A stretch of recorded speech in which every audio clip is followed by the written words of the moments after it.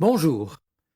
Dans le Nouveau Testament, par exemple dans une lettre de l'apôtre Paul, se trouve cette expression « le mystère de la piété ». Le mystère de la piété. Eh bien, cette formule, n'est-ce pas, est difficile à comprendre. Alors, qu'est-ce que le Seigneur veut nous faire comprendre et qu'est-ce que veut dire Paul? C'est un 1 Timothée 3,16, je le cite. « Sans contredit, écrit-il, le mystère de la piété est grand. Dieu a été manifesté en chair, justifié par l'Esprit, vu des anges, prêché aux nations, cru dans le monde, élevé dans la gloire. » Fin de citation.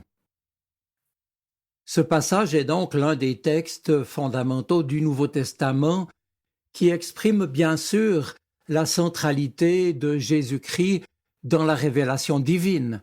Et les spécialistes, généralement, le considèrent même comme un hymne christologique qui remonte aux premiers chrétiens du temps des apôtres. La Bible en français courant nous traduit cet hymne avec d'autres mots, les voici. Nous proclamons publiquement: il est grand, le mystère de notre attachement à Dieu. Le Christ s'est révélé comme un être humain, il a été reconnu juste par l'Esprit Saint, il s'est fait voir à des messagers, il a été annoncé à tous les peuples, il a été accueilli avec foi dans le monde entier, il a été élevé en gloire.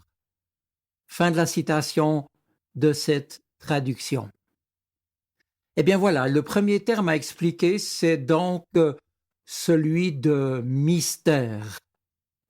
Dans le Nouveau Testament, le mot grec mystérion désigne quelque chose de caché qui est maintenant révélé par Dieu.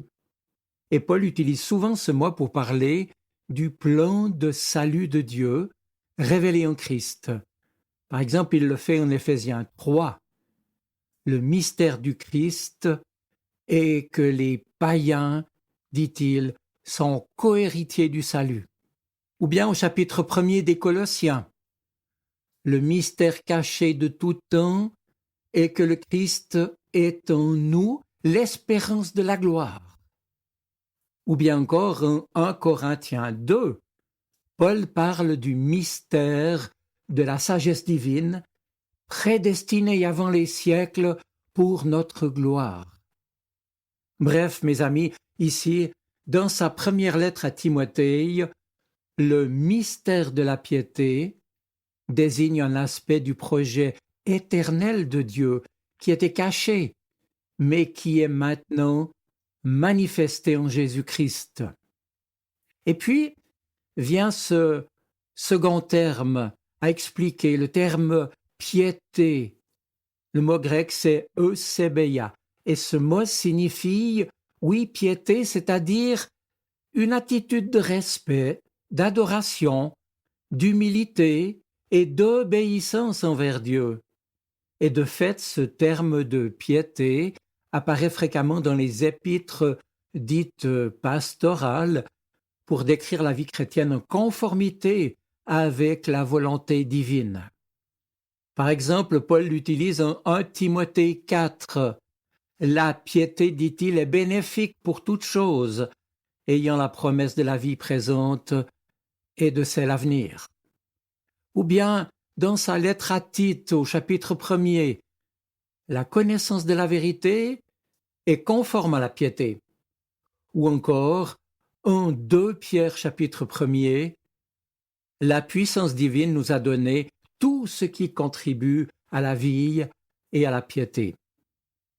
Autrement dit, le mystère de la piété est donc la révélation divine qui conduit à un vrai attachement envers le Seigneur. Et là encore, on retrouve la recommandation de Jésus, souvenez-vous, en Jean chapitre 15. « Demeurez en moi et je demeurerai en vous. » Oui, demeurez attachés à moi, car sans moi, vous ne pouvez rien faire. Dès lors, Le mystère de la piété, en 1 Timothée 3, désigne le Christ lui-même, en qui se trouve la révélation ultime du projet de Dieu. Et il résume les éléments fondamentaux de la foi chrétienne, à savoir son incarnation, il s'est fait homme, la justification, le salut qu'il nous a accordé par le don de sa vie sur la croix, et puis le témoignage des anges, la mission d'être ses témoins jusqu'aux extrémités de la terre, l'accueil de cette bonne nouvelle par la foi, et qu'il est maintenant, lui, le Christ ressuscité, dans sa gloire auprès du Père, et plus encore qu'il intercède lui-même, qu'il prie lui-même pour nous, pour chacun de nous. Alors me direz-vous en quoi consiste très concrètement la vraie piété, comme Jésus l'entendait lui-même? Eh bien, sans doute, dans l'application précisément de la consigne qu'il nous a laissée, je cite « Écoutez mon enseignement, car je suis doux et humble de cœur ». C'est en Matthieu 19. Et bien sûr, ce verset que nous venons d'écouter, « Demeurez en moi et je demeurerai en vous ». Et on ne peut rien y ajouter et rien en ôter, car lui-même, le Christ, est parce qu'il se montre la seule voie de perfection, la seule voie possible à suivre. Son joug, dit le Christ, est doux et léger.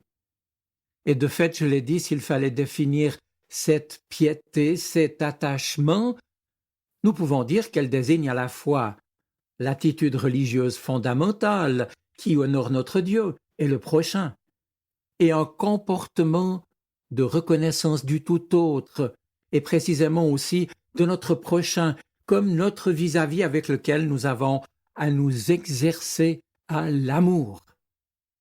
Soyez miséricordieux, aimait à dire Jésus, comme votre Père est miséricordieux. Dès lors, mes amis, ce mystère de la piété dont nous parle le Nouveau Testament vient nous rappeler à chacun que le Christ est bien entendu le centre de notre vie chrétienne et que notre attachement, notre piété, notre attachement à lui, que notre piété avec tout ce qui en découle, ne consiste pas seulement en une discipline morale, mais d'abord en une relation vivante avec lui. Il s'agit très concrètement d'accepter d'être transformé par notre communion avec le Christ et sa grâce divine, et par voie de conséquence, bien entendu, de n'y pas faire obstacle. L'Évangile présente ce mouvement de la piété comme un geste qui initie en quelque sorte, qui rend possible la sortie de nos hésitations et de nos doutes.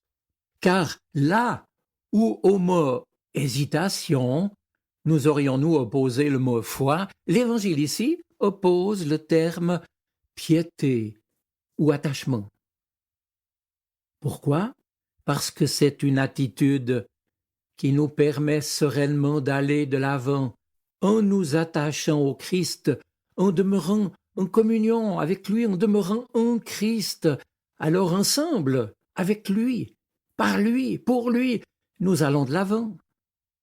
Et puis, piété parce que c'est tout autant la manifestation que celui ou celle qui suit Jésus a consenti à reconnaître en lui le Christ comme son sauveur et son ami doux et humble de cœur, celui avec qui il veut faire le cheminement de la vie chrétienne.